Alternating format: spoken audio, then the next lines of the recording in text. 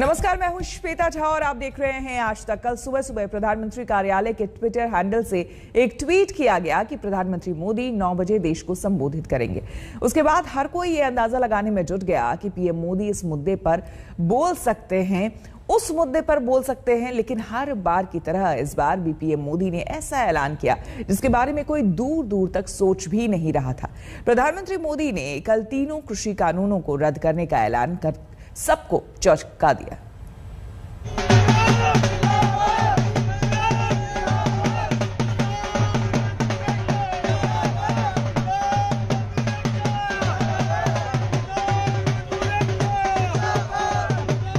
ये गाजीपुर बॉर्डर है, ये किसान हैं और यहां उनकी पार्टी हो रही है। जिन प्रदर्शन स्थलों पर कल तक सरकार के खिलाफ नारेबाजी होती थी, वहां किसान एकता जिंदाबाद के नारे लग रहे हैं। किसान एकता, किसान एकता, भारतीय किसान यूनियन। जहां दिन रात कृषि कानूनों के खिलाफ बिगुल बजाया जाता था, वहां ढोल बज रहे हैं, भांगड़ा हो रहा है।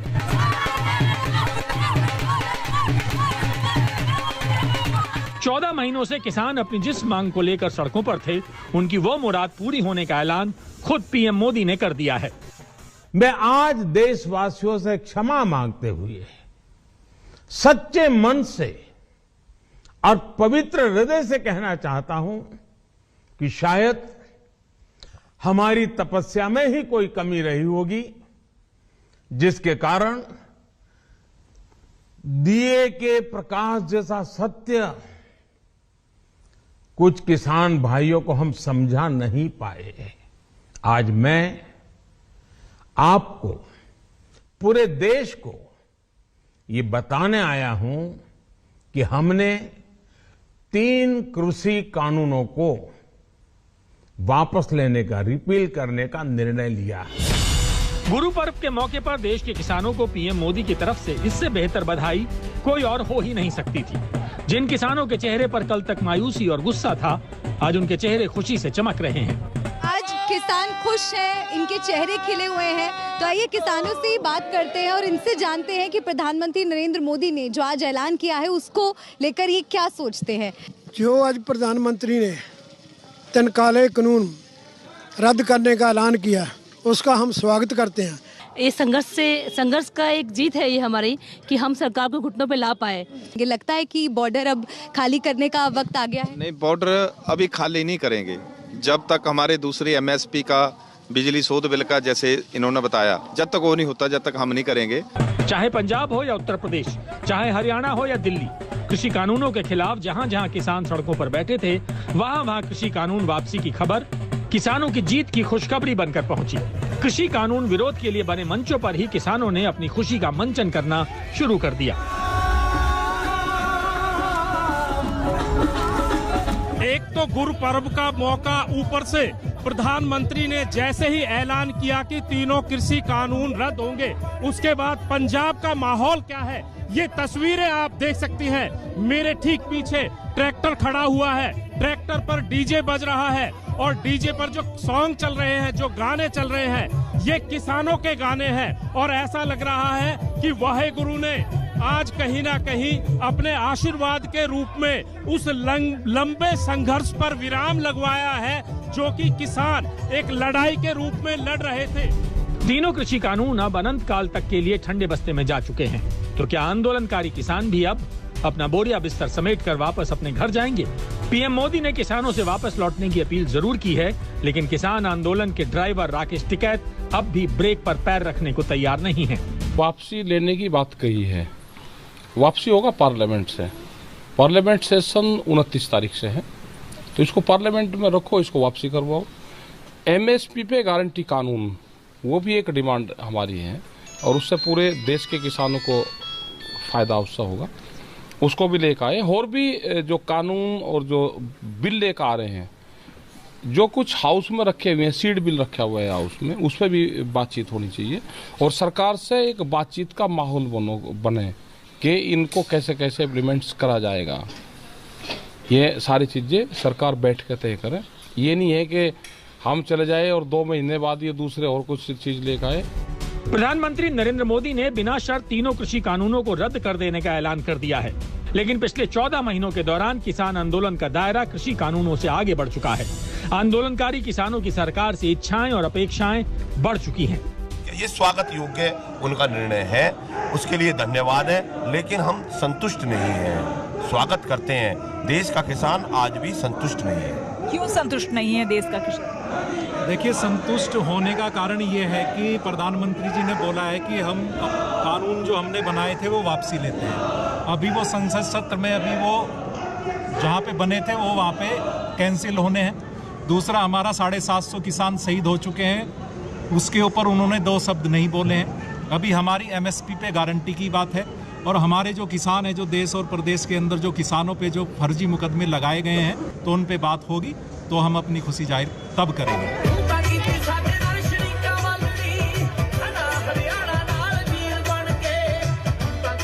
किसान अपनी जीत का जश्न जरूर मना रहे हैं, क्योंकि उनको 1 साल से ज्यादा वक्त तक चली तपस्या का फल मिला है।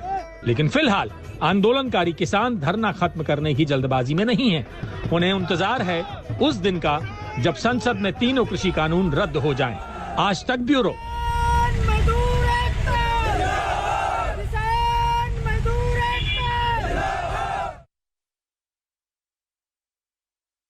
बाजीगर कहते हैं, ये सिर्फ एक फिल्मी डायलॉग नहीं है, चुनावी राजनीति में भी इसका बहुत महत्व है। प्रधानमंत्री मोदी ने तीनों कृषि कानूनों को वापस लेने का ऐलान एक बार फिर से खुद को बाजीगर साबित कर दिया है। ऐसा करके आप इसे 14 महीने से आंदोलन कर रहे किसानों की बड़ी जीत मान सकते हैं, जो है भी। लेकिन मोदी सरकार के लिए ये एक ऐसा मास्टर स्ट्रोक है जिसने आने वाले विधानसभा चुनाव में विपक्षी दलों का एक बहुत बड़ा चुनावी मुद्दा डिफ्यूज कर दिया है और चुनाव से पहले बड़ा डैमेज कंट्रोल भी कर लिया है। आज मैं आपको, पूरे देश को ये बताने आया हूं कि हमने 3 कृषि कानूनों को वापस लेने का, रिपील करने का निर्णय लिया है। इस महीने के अंत में शुरू होने जा रहे संसद सत्र में, इसी महीने में, हम तीनों कृषि कानूनों को रिपील करने की संवैधानिक प्रक्रिया को पूरा कर देंगे। प्रधानमंत्री ने जैसे ही तीनों कृषि कानूनों को वापस लेने का ऐलान किया, किसानों के चेहरे खिल उठे, लेकिन विपक्षी दलों के चेहरे मुरझा गए। उसके ही नेताओं ने किसानों को क्या क्या नहीं बोला। आंदोलनजीवी, गुंडे, आतंकवादी, देशद्रोही, ये सब किसने कहा? जब ये सब कह रहे थे तो क्या हुआ? प्रधानमंत्री जी चुप क्यों थे? किसान इस बार इनका सफाया करेगा और जनता इन्हें माफ नहीं करेगी। किसान माफ नहीं करेगा। ये किसान इनको इस चुनाव में साफ कर देगा। ये कानून वापस लिए गए हैं उत्तर प्रदेश और देश में जो चुनाव हो रहे हैं इसलिए। विपक्ष अब चाहे जो कहे, लेकिन इस बात से इनकार तो कोई नहीं कर सकता कि कुछ पाने के लिए कुछ खोना पड़ता है। कृषि कानूनों को वापस लेने की टाइमिंग ही अपने आप में इस फैसले की वजह साफ कर देती है। अगले साल की शुरुआत में यूपी, पंजाब, उत्तराखंड समेत 5 राज्यों में विधानसभा चुनाव भी होने हैं। जाहिर है किसानों की नाराजगी मोल लेकर बीजेपी चुनाव में नहीं उतर सकती थी। ये हो सकता है कि हमारे स्तर पर कोई कमी रह गई हो कि हम लोगों ने अपनी बात को उन लोगों को समझाने में हम लोग कहीं न कहीं विफल रहे, जिसके कारण उन्हें आंदोलन के रास्ते पर आगे बढ़ना पड़ा था। वैसे तो कृषि कानून वापस लेने का फैसला किसान हित में लिया गया फैसला लगता है, लेकिन ये बीजेपी के हित में भी था। बीजेपी के खिलाफ पश्चिम यूपी में खासकर जाट समुदाय में जबरदस्त गुस्सा था, जो विधानसभा चुनाव में पार्टी के लिए बहुत महंगा पड़ सकता था। पंजाब में कृषि कानूनों को ही लेकर बीजेपी और अकाली दल का 2.5 दशकों से लंबा साथ टूट गया था। अब कानूनों को वापस लेने के बाद बीजेपी के सामने पंजाब में अपने लिए पुख्ता जमीन तैयार करने का मौका है। कृषि कानूनों के खिलाफ हरियाणा के किसानों में जबरदस्त नाराजगी थी। राज्य सरकार में शामिल बीजेपी की सहयोगी जेजेपी भी असहज थी। जो किया किसानों के लिए किया, जो कर रहा हूं देश के लिए कर रहा हूं। आप सभी के आशीर्वाद से मैंने मेहनत में पहले भी कोई कमी नहीं की थी। आज मैं आपको विश्वास दिलाता हूं कि अब और ज्यादा मेहनत करूंगा ताकि आपके सपने साकार हो सके, देश के सपने साकार हो सके। कृषि कानूनों को वापस लेने का दांव खेलकर मोदी सरकार ने एक तीर से दो शिकार किए हैं। बीजेपी का डैमेज कंट्रोल तो हुआ ही, 1.5 साल से सरकार को घेरने के लिए बनाई गई विपक्ष की रणनीतियों और चक्रव्यूह का तोड़ भी निकल गया है। एक नवा अध्याय शुरू होने वाला है। इस जित दा श्रेय कोई लैण की कोशिश ही ना करे, क्योंकि ये जित दा सारा श्रेय संयुक्त किसान मोर्चे दे सत्याग्रह नूं है। सच दी राह सी, लख कोशिश की बदनामी करन दी, अड़े रहे खड़े रहे। पंजाब असेंबली ने मैंने रेजोल्यूशन ले आके यूनानिमसली पास करवा के हमने गवर्नर को दे के आए थे कानूनों के खिलाफ। तो फैक्ट तो ये है, और अब कहने को कोई भी क्रेडिट ले ले, कोई भी बोल ले, फैक्ट इज कि प्राइम मिनिस्टर ने किया है और उनकी गवर्नमेंट ने किया है, और हम उनके बहुत धन्यवादी हैं कि उन्होंने किया है। हालांकि विपक्ष को अब भी उम्मीद की एक किरण दिखाई दे रही है, जिसका हिंट किसान नेता भी दे रहे हैं। वो है न्यूनतम समर्थन मूल्य यानी MSP की कानूनी गारंटी का मुद्दा, जिसको लेकर किसान संगठन आंदोलन को आगे भी खींचने की कोशिश कर सकते हैं। दिल्ली की सीमाओं पर प्रदर्शन अभी खत्म नहीं हुए हैं, तो भी पीएम मोदी ने अपने संबोधन में MSP को और ज्यादा कारगर प्रभावी बनाने के लिए एक कमेटी के गठन का भी ऐलान किया। इस कमेटी में केंद्र और राज्य सरकारों के प्रतिनिधि तो होंगे ही, साथ ही किसान, कृषि वैज्ञानिक और कृषि विशेषज्ञ भी होंगे। कृषि कानूनों के फायदे समझाने में नाकाम रहने के बाद अब कृषि मंत्री किसानों को मोदी सरकार के फायदे समझा रहे हैं।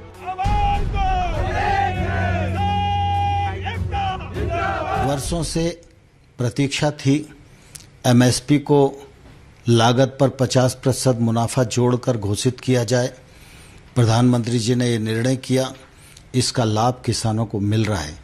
सिर्फ इतना ही नहीं, प्रधानमंत्री नरेंद्र मोदी जी की सरकार ने सरकारी खरीद को लगभग 2 गुना किया। PM किसान सम्मान निधि योजना आरंभ की गई। 1,62,000 करोड़ रुपया इस योजना के माध्यम से किसानों की जेब में पहुंचाने का काम किया। पीएम मोदी ने कृषि कानून को वापस लेकर विपक्षी दलों के हाथ से एक बड़ा मुद्दा छीन लिया है। अब अगर किसान आंदोलन जारी भी रहता है तो उसका असर सीमित हो जाएगा। सरकार जनता तक ये संदेश देने में कामयाब हो जाएगी कि इस पर अब सिर्फ राजनीति हो रही है। आज तक ब्यूरो। प्रधानमंत्री मोदी ने जय जवान वाली भावना के साथ कल झांसी में सेना को मेड इन इंडिया हथियार सौंपे। मेड इन इंडिया के भाव से भरी आत्मनिर्भरता का अमृत शुरुआत झांसी से करते हैं, जहां भारत के स्वदेशी हथियारों ने आत्मनिर्भरता से भरे सुनहरे भविष्य की बड़ी बड़ी उम्मीदें जगा दी है।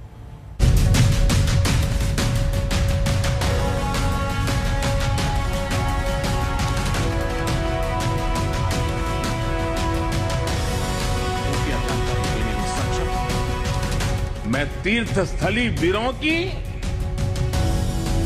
मैं क्रांतिकारियों की काशी, मैं हूं झांसी, मैं हूं झांसी, मैं हूं झांसी, मैं हूं झांसी। वो झांसी जिसके कण कण में वीरता है, जहां के ऐतिहासिक किले की प्राचीर से रानी लक्ष्मीबाई ने छलांग लगाकर अंग्रेजों को बताया था कि भारतीय वीर और वीरांगनाएं अपनी आन बान और शान के लिए जीवन का बलिदान दे सकते हैं। उसी झांसी को आज प्रधानमंत्री मोदी ने क्रांतिकारियों की काशी कहा है और भारतीय सेना के वीर रस में आत्मनिर्भरता का अमृत जोड़ा है। मैं क्रांतिकारियों की काशी, मैं हूं झांसी, मैं हूं झांसी, मैं हूं झांसी, मैं हूं झांसी। पीएम मोदी जब झांसी के किले में पहुंचे तो तीनों सेनाओं के प्रमुखों ने उनका स्वागत किया।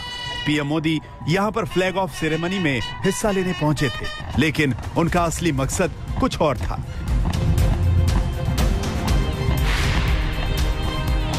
एनसीसी की 33 महिला कैडेट से भेंट में तलवार लेने के बाद उन्होंने देश की तीनों सेनाओं को स्वदेशी तकनीक से बने हथियार सौंपे।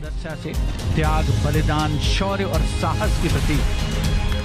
चेयरमैन माननीय प्रधानमंत्री को मॉडल सौंपते हुए पीएम मोदी झांसी में स्वदेशी तकनीक से बने लाइट कॉम्बैट हेलीकॉप्टर, ड्रोन और वॉरफेयर सूट सेना को सौंपने आए थे।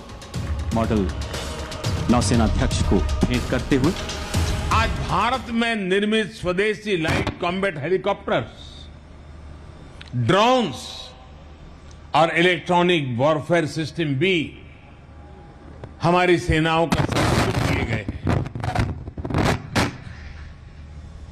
ये ऐसा लाइट कॉम्बैट हेलीकॉप्टर है जो करीब 16,500 फीट की ऊंचाई पर उड़ सकता है। ये नए भारत की ताकत है, आत्मनिर्भर भारत की उपलब्धि है, जिसकी साक्षी हमारी ये वीर झांसी बन रही है। LCH को हिंदुस्तान एरोनॉटिक्स लिमिटेड ने बनाया है। वायुसेना इसका इस्तेमाल करेगी। ये बेहद हल्का हेलीकॉप्टर है। इससे ऊंचाई वाले क्षेत्रों में उड़ान आसान हो जाएगी। ये हेलीकॉप्टर हथियारों से लैस होकर हाई ऑल्टीट्यूड एरिया में हमले कर सकता है। इसमें मिसाइलें भी लगाई जा सकती हैं और इसमें लगी बंदूक 110 डिग्री घूमकर हमला कर सकती है। ऊंचाई वाले क्षेत्रों में होने वाले युद्ध में ये हेलीकॉप्टर काफी काम आने वाले हैं। डिफेंस एक्सपर्ट कहते हैं कि कारगिल के बाद से ही सेना को ऐसे हेलीकॉप्टर्स की जरूरत महसूस होने लगी थी। लाइट कॉम्बैट हेलीकॉप्टर हिंदुस्तान का अपना बनाया हुआ मल्टी रोड अटैक हेलीकॉप्टर है। इसके आ जाने से सेना को बड़ा फायदा होगा।